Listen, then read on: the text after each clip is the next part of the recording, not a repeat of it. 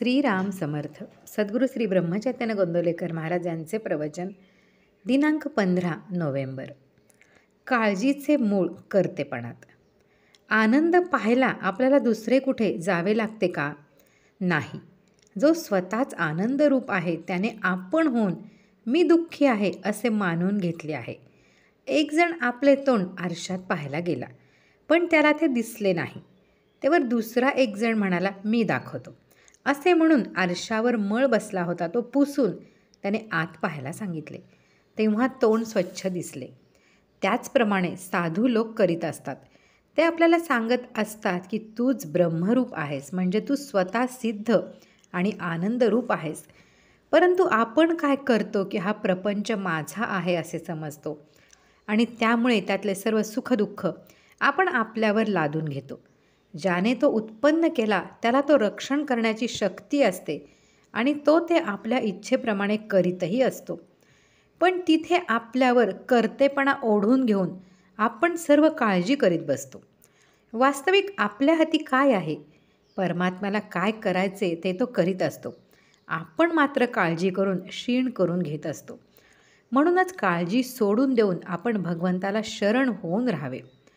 आपण त्याचे होऊन राहिले म्हणजे आपल्याला सुखदुःख होत नाही आणि मग आपल्याला त्या आनंदाचा लाभ मिळतो. काळजी ही मोठी विलक्षण असते. एका माणसाला आपल्या मुलाला चांगली नोकरी लागावी याची काळजी होती. पुढे त्याच्या मनाप्रमाणे नोकरी लागल्यावर त्या मुलाच्या लग्नाची काळजी सुरू झाली. काही दिवसांनी लग्न झाले, पण पुढे सून चांगली वागत नाही म्हणून काळजी लागली. नंतर तिला मूल होईना म्हणून काळजी लागली. काही दिवसांनी तिला मूल झाले, त्या मुलाला फीट येऊ लागली म्हणून त्याला काळजी लागली. शेवटी आणखी काही दिवसांनी मुलाची फीट बरी झाली, पण त्या म्हाताऱ्यालाच फिट्स येऊ लागल्या आणि अखेर काळजी करीत करीतच तो मरून गेला. काळजी ही आपल्याला भगवंतापासून खरेच काळाच्या स्वाधीन करते. आपण काळाच्या स्वाधीन झालो की आपली बुद्धी भ्रष्ट होते. खरे म्हणजे काळजीचे मूळ माझेपणात आणि कर्तेपणात आहे आणि खुद्द कर्तेपणाचे मूळ भगवंताच्या विस्मरणात आहे. व्यवहारी माणसे मोठी हुशार असतात. भगवंताला साक्षी ठेवून काळजी करतात. हा तर त्याच्याही पेक्षा मोठा गुन्हा आहे. काळजी लागणे स्वाभाविक आहे.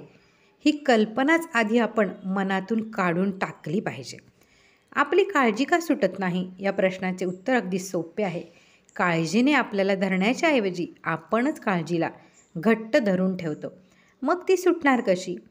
ज्याने भगवंत आपलासा करून घेतला त्याला काळजीचे कारण उरत नाही.